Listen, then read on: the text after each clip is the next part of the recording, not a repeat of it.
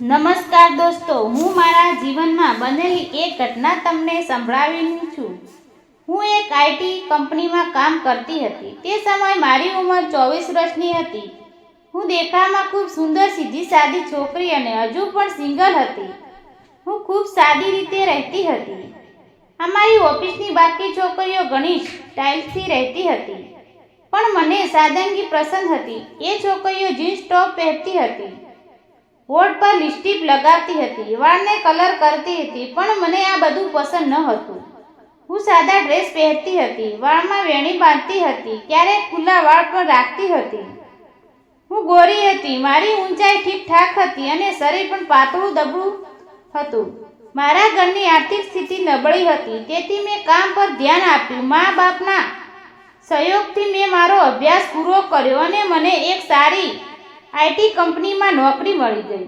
મિત્રો, મારા ઘરેથી ઓફિસનું અંતર લગભગ 10 કિલોમીટર હતું. હું ગામડામાં રહેતી હતી, તેથી મેં એ બસમાં સમયસર આવતી અને સમયસર નીકળતી. મારી ઓફિસ સમયસર પહોંચવું જરૂરી હતું. મારા મા બાપ હવે વૃદ્ધ થઈ ગયા હતા, તેથી ઘરમાં ખાવાનું બનાવવાનું, વાસણ સાફ કરવા, કપડાં ધોવા બધું જ મારે કરવું પડતું હતું. હું બધું કામ પતાવીને ટિફિન લઈને હું એસટી સ્ટેશન પર જતી હતી અને ત્યાંથી બસ પકડીને ઓફિસે જતી. હવે વરસાદની ઋતુ શરૂ થઈ ગઈ હતી. એક દિવસ ઓફિસમાં કેટલાક કર્મચારીઓ ગેરહાજર હતા, તેથી ખૂબ કામ વધી ગયું. તેથી મારે ઓફિસમાં મોડે સુધી રોકાવાનું પડ્યું. હવે કામ પૂરું થતાં લગભગ રાતના 9:30 વાગી ગયા. કામ પૂરું કરીને હું ઘરે જવા નીકળી. જલ્દીમાં હું મારી છત્રી ઓફિસમાં જ ભૂલી ગઈ. જ્યારે હું બસ સ્ટોપ પર પહોંચી અને વરસાદ શરૂ થયો, ત્યારે મને યાદ આવ્યું કે છત્રી તો ઓફિસમાં જ રહી ગઈ છે. હવે બસ સ્ટેશન ઓફિસ ખૂબ દૂર હતી. પાછા જવું શક્ય ન હતું. અંધારું પણ ખૂબ થઈ ગયું હતું. મેં બસ વિશે પૂછ્યું, પણ આટલી મોડી રાત કોઈ બસ ન હતી. તેથી હું વરસાદમાં ભીંજાતી રિક્ષા મળવાની આશાએ ઊભી રહી, પણ વરસાદ ખૂબ તેજ થઈ રહ્યો હતો. એક પણ રિક્ષાવાળો ત્યાં નહોતો આવી રહ્યો. રિક્ષા મળી ખૂબ મુશ્કેલ થઈ ગયું હતું. ત્યારે મારી સામે એક કાર આવીને ઊભી રહી. કાર ખૂબ મોંઘી હતી અને એક કારને જોતી જ રહી ગઈ. ધીમે ધીમે કારનો શીશો નીચે થયો. અંધારા હોવાના કારણે અંદર ગોળાએ સમજાતું નહોતું કે વ્યક્તિએ મને હાથેથી ઇશારો કર્યો કે હું ગાડીમાં બેસી જાઉં, અને હું સમજી ગઈ. હું કાર પાસે ગઈ અને જોયું તો એ મારા જ સર હતા.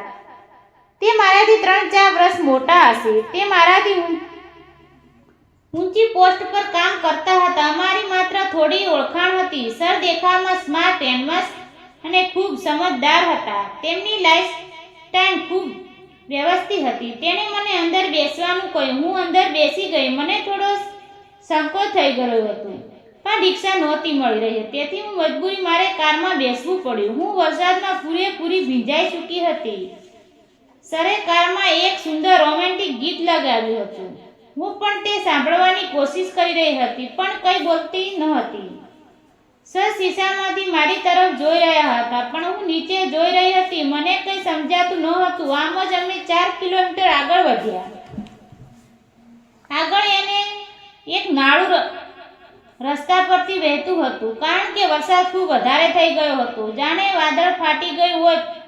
રસ્તા પર પાણી એટલું ભરાઈને વહેતું હતું કે ગાડી આગળ લઈ જવી શક્ય ન હતી. ત્યારે સર બોલ્યા, હવે શું કરશું? મને સાચે જ સમજતું ન હતું કે શું કરું. મને અચાનક રડવું આવી ગયું. ત્યારે સરે મને સમજાવ્યું, તું રડીશ નહીં. તેમણે કહ્યું, આજની રાત આપણે અહીં એક જ રૂમ ભાડે લઈ રોકાઈ જઈશું. આ સાંભળીને હું થોડી ડરી ગઈ. ત્યારે સરે મને સમજાવવાનું કર્યું, તું ડરીશ નહીં, હું તારા ઘરે ફોન કરી દઉં છું. પછી હું તૈયાર થઈ ગઈ. સરે તરત મારા ઘરે ફોન કરીને કહ્યું, અહીંયા ખૂબ વરસાદ પડી રહ્યો છે, અમે કોઈ પણ હાલતમાં આવી શકીએ નહીં. ઘરવાળાઓને પણ સર પર વિશ્વાસ હતો, તેથી તેમણે મને બહાર રોકાવાની પરવાનગી આપી દીધી. હવે પહેલાં તો કપડાં બદલવાની જરૂર હતી, તેથી પહેલાં હું કપડાની દુકાન પર ગઈ. ત્યારે કેટલાક જરૂરી કપડાં ખરીદી અને પછી અમે બંને એક સુંદર મોટી હોટલ પર પહોંચ્યા. હોટલ ખૂબ મોટી અને સુંદર હતી. સરે એક રૂમ બુક કર્યો અને અમે અંદર ગયા. વરસાદમાં ભીંજાવાના કારણે હું ખૂબ ઠંડી લાગી રહી હતી. હું પૂરેપૂરી ભીંજાઈ ગઈ હતી, તેથી કપડાં બદલવા ખૂબ જરૂરી હતા. સર બોલ્યા, હું બહાર રોકાઉં છું, તું કપડાં બદલી લે. સર બહાર ચાલ્યા ગયા અને હું કપડાં બદલવા લાગી. હવે ત્યારે સરનો ફોન રૂમમાં જ રહી ગયો હતો. હું કપડાં બદલી રહી હતી ત્યારે અચાનક સરનો ફોન વાગ્યો. સરને યાદ ન હતું રહ્યું કે હું અંદર છું અને તે તરત દરવાજો ખોલીને સીધા જ અંદર આવી ગયા. તેમણે મને જોઈને તરત પોતાની નજરો નીચે કરી લીધી, પાસે મૂકેલો મોબાઈલ ઉઠાવ્યો અને કંઈ બોલ્યા વગર બહાર ચાલ્યા ગયા. તેમણે જાણી જોઈને કહ્યું ન હતું. આ મને પણ સમજાતું હતું, પણ આ વાત મારા મનને ખૂબ સમિદ્રા કરી ગઈ. મારે દિલ ઝડપથી ધડકવા લાગ્યું. હું કપડાં બદલીને ખુરશી પર બેસી ગઈ. થોડી વાર પછી સર પાછા રૂમમાં આવ્યા અને દિલથી માફી માંગી. અમે બંને સમંદરી હતા, એકબીજાની આંખોમાં જોવાની હિંમત નહોતી.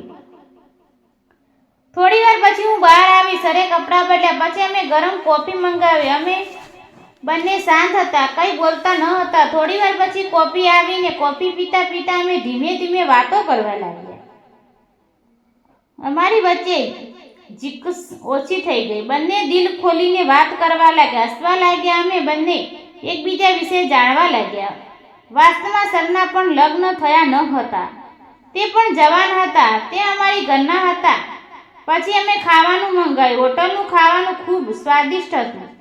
ખાવા દરમિયાન અમે એકબીજાને જોઈ રહ્યા હતા. ચા અને ચીમ્મા પછી પણ ઠંડી અનુભવવાની હતી. હું રૂમમાં બે અલગ અલગ પથારીઓ હતી.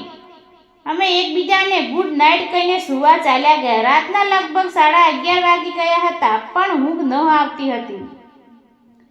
હું થોડી થાકી કાપી રહી હતી. અચાનક ઠંડી વધી ગઈ. આટલી રાતે શું કરીશ, ક્યાં જઈશ એ સમજાતું ન હતું. સર મારી પાસે આવ્યા અને મારી શરીરની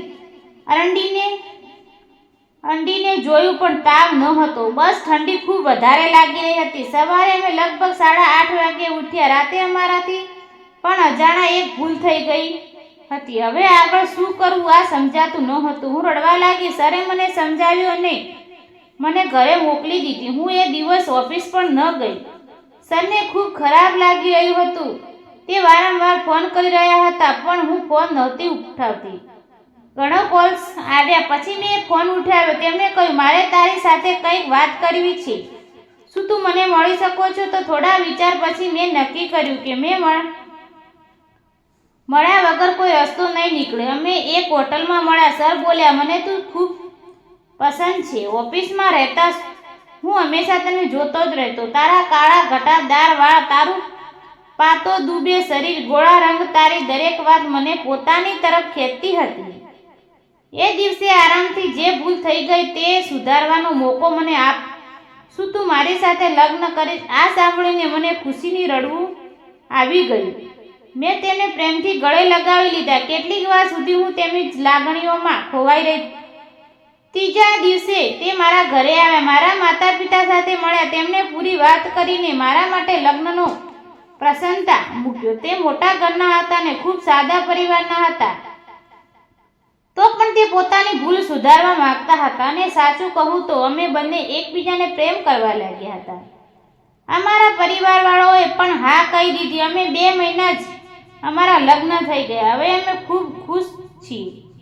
તો મિત્રો, તમે અમારી ચેનલ પર નવા છો તો ચેનલને લાઈક, શેર અને સબસ્ક્રાઈબ કરવાનું ભૂલશો નહીં. ધન્યવાદ દોસ્તો.